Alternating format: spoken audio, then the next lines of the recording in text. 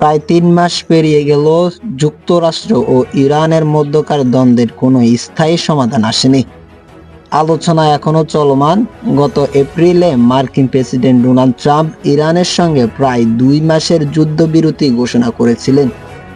এই যুদ্ধবিরতির মেয়াদ আরও বাড়ানো যায় কিনা তা নিয়ে কূটনৈতিক পর্যায়ে আলোচনা চলছে।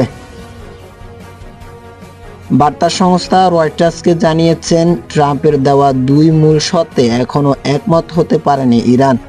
ফলে শান্তি চুক্তি আটকে আছে।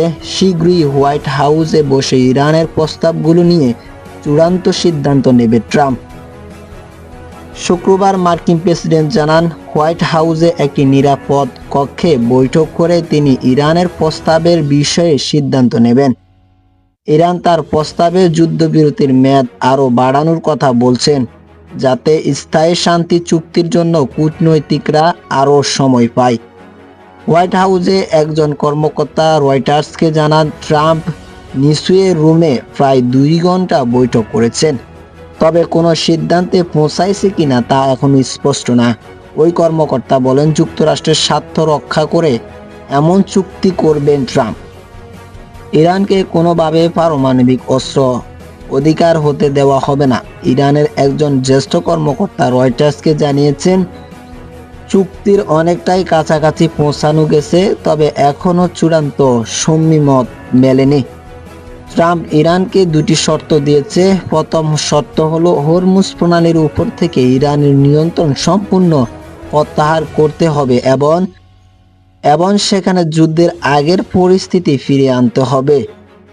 দ্বিতীয় শর্ত হলো, ভবিষ্যতে পারমাণবিক অস্ত্র তৈরি কোনো সুযোগ রাখা হবে না। তেহরান এখন পর্যন্ত কোনো শর্তেই রাজি হননি। ট্রাম্প বলেন, ইরান এখনো পারমাণবিক অস্ত্র বা বোমা বানাতে পারবে না। এই বিষয়ে তাদের সহমত হতে হবে। হরমুজ প্রণালী অবিলম্বে উন্মুক্ত করতে হবে এবং সেখান দিয়ে চলাচলের জন্য কোনো শুল্ক আদায় করা যাবে না।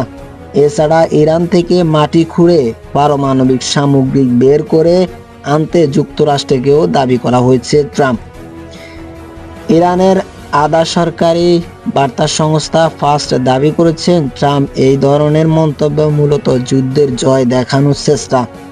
এখানে পররাষ্ট্র মন্ত্রণালয় স্পষ্টভাবে জানিয়ে দিয়েছেন, হরমুজ প্রণালী দিয়ে চলাকালীন পণ্যবাহী জাহাজের নিয়ন্ত্রণ কেবল ইরান ও ওমানের হাতে থাকা উচিত। তারা আরও জানিয়েছেন, হরমুজের ইরানি জাহাজের উপর আরোপিত মার্কিন অবরোধ না উঠিলে প্রণালী খুলে দেওয়া হবে না। অন্যদিকে মার্কিন অর্থমন্ত্রী স্কট সেডেন বলেছেন, ইরান হরমুজ প্রণালী থেকে নিয়ন্ত্রণ সরিয়ে নিলে যুক্তরাষ্ট্র ধীরে ধীরে ইরানের জাহাজের উপর থেকে অবরোধ প্রত্যাহার করবে। আগামী কয়েকদিনের মধ্যে কোনো পক্ষে কতটা ছাড় দিতে রাজি সে চিত্র স্পষ্ট হয়ে যাবে বলে মনে করা হচ্ছে।